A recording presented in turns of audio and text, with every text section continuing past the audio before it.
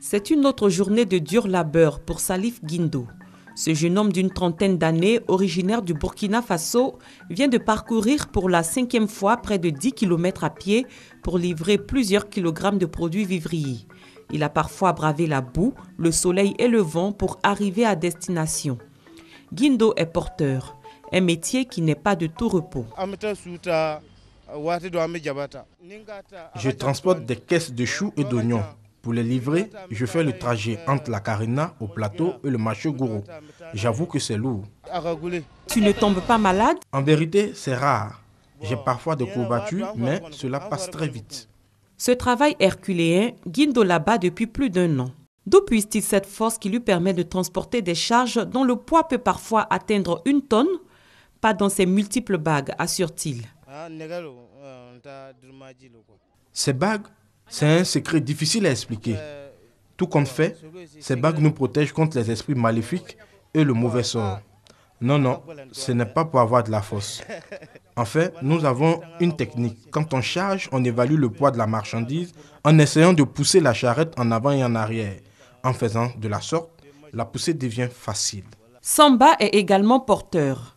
Il ne se limite pas aux techniques de port de charge. Pour lui, il est important de bien s'alimenter pour être en mesure de porter le maximum de charge.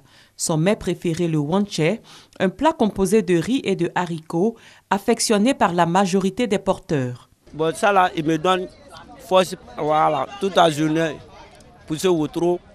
Après avoir repris des forces, les porteurs reprennent leur brouette ou le plus souvent leur charrette, communément appelée wotro.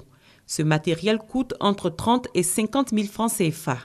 Un montant trop élevé pour Guindo, qui préfère louer sa charrette à 1 000 francs CFA par jour.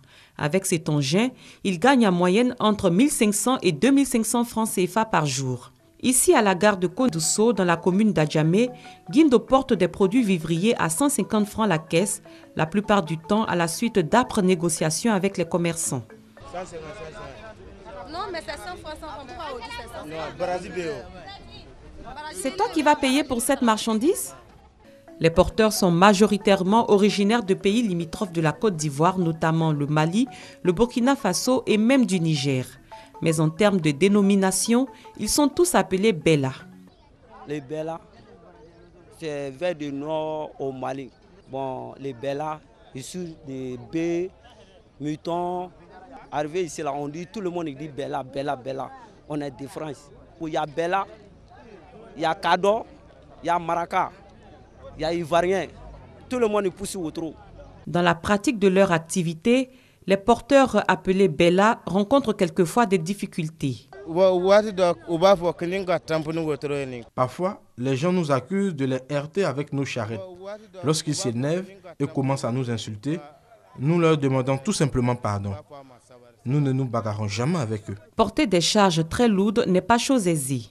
Après une grande corvée, alors que le crépuscule pointe à l'horizon, certains porteurs, emportés par la fatigue, s'affaissent dans leur brouette, sans doute pour amorcer une longue soirée de repos dans l'attente d'un autre jour de travail acharné.